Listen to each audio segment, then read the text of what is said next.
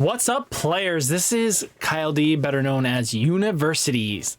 This channel is going to cover one of the first major events. It was an online event hosted by none other than Egman himself. So link to the everything is right down below in the description. So hopefully you guys enjoyed that to gather your information yourself.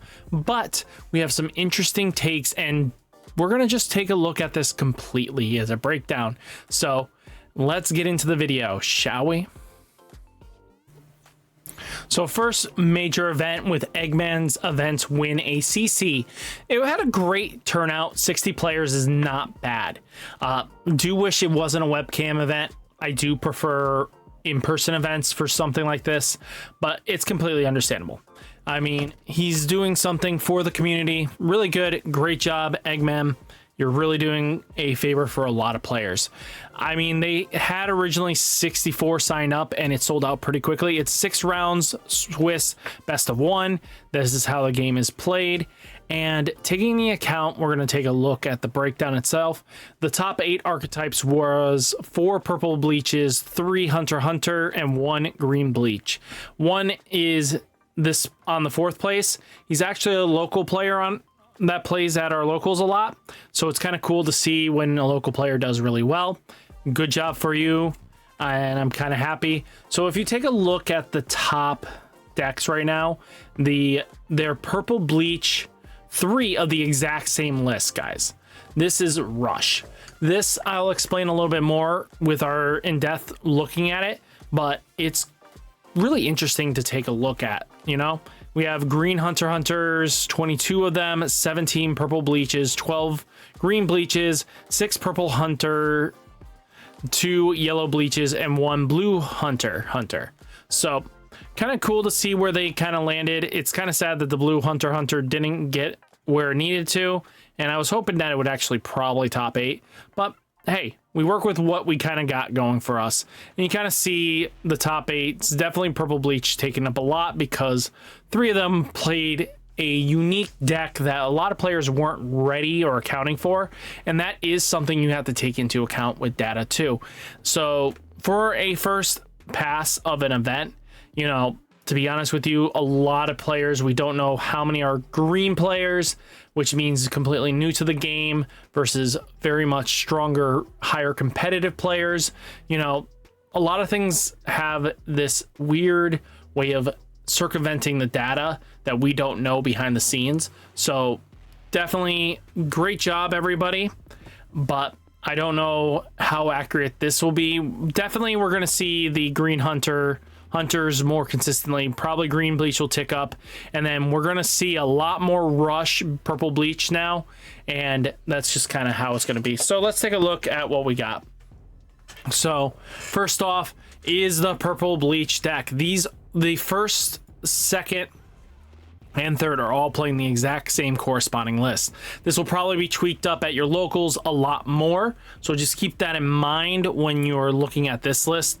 A lot of players are going to start tweaking this up. So, you know, it's got the normal Oryus, the Renjis, and the Ichigos. Renji is a new byproduct of this because Renji wasn't in the normal purple list, but because of how this deck wants to play, they are not playing any Raid Rukias. The deck's main whole focal point is that you have 4,000 DP beat sticks that your opponent has to answer.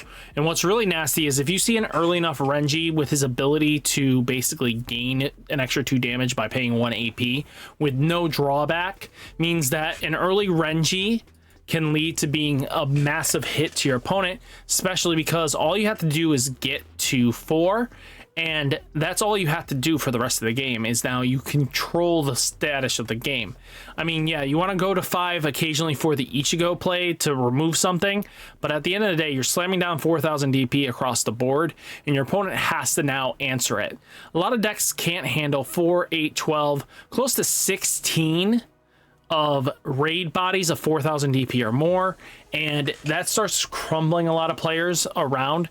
But decks that are able to minus boards or anything like that, or keep your DP threshold small enough where when they start swinging, you're losing out on your raid boys, might start appearing more advantageously, you know. So something that's really cool to see is, you know, introductions of new deck strategy. So I don't know how long this deck will actually survive. We have to take into account right now for this kind of meta where we only have 2 sets in there. I think Jujutsu Kaisen's blue is going to definitely mess up the strat because they can bounce these guys back to hand very comfortably with very little resource negging. So stuff like that is something you got to keep in mind too. And then once we get to Code Geass, they introduce cards that say basically if it has 3,500 DP, it cannot be blocked effects. So decks like this only survive for so long, especially in a theory craft. I don't see this surviving all the way through Code Geass. Could definitely. Depends on also once we get One Punch Man, depends on that format's existence. And we kind of know what we're getting with Sword Art Online as well. So definitely taking this data in right now, this will probably do well. And I'm going to say it's going to do well for the first couple weeks until players start adapting and changing up their lists to actually handle shenanigans like this. Again, same list. Then we got the green players. So this one is a Toshi deck with 3 Unohanas and 2 Kenpachi Zarakis. So I know he's also max raretying this list, so it's very pretty. I mean, taking a look at it, it's a very unique deck in itself, right? If you guys don't know what goes on with the list, is that with Toshiro here, he's gonna be able to lock down your opponent's board state and make it so that their one guy is going to be able to not block, so you're going to be able to get at least 1 damage with no issues, and it keeps it locked. And then basically if you have 6 or more different, 13 core guard squads, instantly now your opponent is now in a disadvantage because now their whole energy line is shut down. So again, I think this also matters because of like Toshi decks and stuff like that can lock down the energy. So maybe this might actually have a better matchup into the Purple Bleach, but we'll have to see how people adapt their ratios. Right now, a lot of players are focusing on the, green Hunter deck. With Snipe and Raid, you're just in a bad... You need to figure out how to negate that, or you got to go faster. So a lot of people are switching into a more aggressive style strats, and that is expected, Then we do have a normal Bleach deck, which you kind of just normally see more often than not. I mean, it's kind of cool to see Kosuke Unohana, or Unohana, or Uraha, blah, blah, Kosuke here. Just decent trigger. I'm surprised this is one. I'm more surprised this isn't like the gain 2, but hey, if it's a 3-drop, go for it, right? But taking a look across the board, no 2-drop at all. Ooh, this is uniquely different. So the Department of Research and Development, look at the top 5 cards of your deck, add 1 card among them to your hand, place 1 of the cards in your sideline, place the remaining at the bottom of the deck. That's actually not a bad card in general because this now does what purple's needed. So taking this in is not a bad idea. So taking a look though, pretty interesting list. I like that the Soifon tech is starting to pop up more. I need to test it more. I have hopes for Soifon doing some crazy shenanigans in my list. So definitely have to see if Soifon will actually make the long-term cut. Being able to basically choose one character with 3,000 DP or less on your opponent's front line, and then at the start of your opponent's next turn, sideline that character, and then switch this character to resting and move it to your energy line. So if you can neg like a 5,000 DP body down to 35, you're in a good spot because that effect basically only checks when it's targeting it. So if it's at 3,500, boom, you're now active even if their DP goes right back up. Then we got Hunter with Kurapika. So with Kurapika here, this thing is a menace. As you guys know, it has basically impact 1, and then when played, choose one of the following. Choose one of your characters on your opponent's front line and switch it into resting. Or this character gains sniping. You may target a character on your opponent's front line and attack it with this character. If you do, your opponent can't block until the end of... If you do, your opponent can't block until the end of the turn. Which is really interesting to me, is that it puts a negate that way. So interesting with the snipe ability, right? I mean, being able to have multiple ways of sniping. Oh, Hisoka at 1? I am surprised at the list. I figure most players would be on a max playset of Hisokas, because Hisoka is actually very much a menacing threat, especially if you can get 2 on board and they're active and live. Your opponent's just GG, because there's, for a 4,000 body, not many decks can just instantly go like, well, we can handle this 4,000. No, you can't. You're even trading and losing. And then here's another Kurapika list. So taking a look here, actually, no. Wow, what is going on? Why is everybody removing Hisokas? I mean, like, I get that you're trying to probably do Leroy?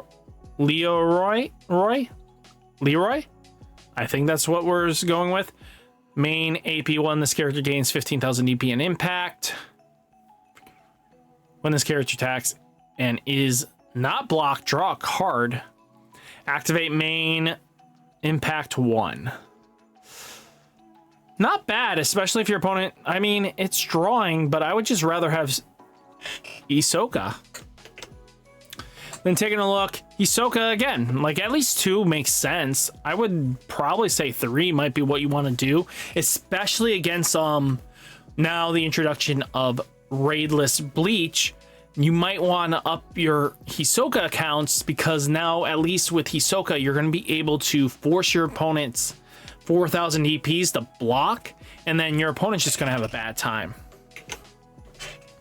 And then here is the known as Krollo's deck, aka Phantom Troops. So if you guys don't really know what it does, Krollo here basically wants to activate all your Phantom Troops when played abilities.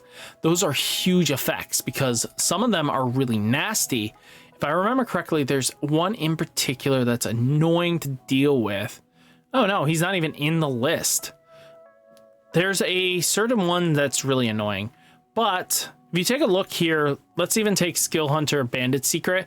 Being able to lose 3,000 DP and then activate one of your, Krollo's effects, activating the when play abilities, is ridiculous, because sometimes even like Franklin here is, all characters on your opponent's front line loses 5,000 DP. This just helps neg the board in a way that you really want to. Then you have Machi here, that's be able to return one of your characters with 1 or less energy to your hand if you cannot return this character to hand. I mean, all effects do matter sometimes, right? Bon Levon and Troupe. I'm not going to pronounce these right, and I know this. I'm going to botch it. I have not watched Hunter x Hunter enough, so I'm sorry. So taking a look, choose one of the following. Choose up to 1 character on the field, move it to the other line. So basically being able to pull your opponent's stuff up is really nasty, and it can really offset them. Then we do have Yamamoto. See, this is one of the decks I think would have a field day against raidless Bleach, because if you can get Yamamoto live as soon as possible, this deck can be scary to deal with, because of the fact that his raid is just that beefy. Being able to, choose any number of your 13 affinity cards on your energy line, move them to the front line, but when attacking all other 14 court guard squads affinity cards on your field, get plus 2,000 DP for the turn. Being able to do that alone with Yamato's skill is scary, because he's a 5,000 DP. He's going to now make all your, basically, let's say 3,000 DP guys, or even 4,000 DP guys, menacing to deal with. So I feel like this deck has a good possible matchup into raidless Bleach, and I wouldn't be surprised if we see a uptick in this as well. I know it has a bad Toshi matchup, but I don't think it actually has a Kurapika matchup that bad. Then we do have the another Krollo deck. Is this No, is it a mixture deck? Yeah, Zoldyck family here. Yeah, it's a little bit of a mixture deck. I faced this earlier today, and it's very interesting. I think it's pretty cool that you kind of just see where these decks kind of go after a little bit. I think it's smart to just take a look and understand, and I think we have to take that into account. So I'm really happy with all these kind of lists, and it kind of gives us a good understanding, doesn't it? So hopefully guys enjoyed the video. Hit that like button, hit that subscribe button, stay safe, stay healthy, and I'll catch you next one. Peace.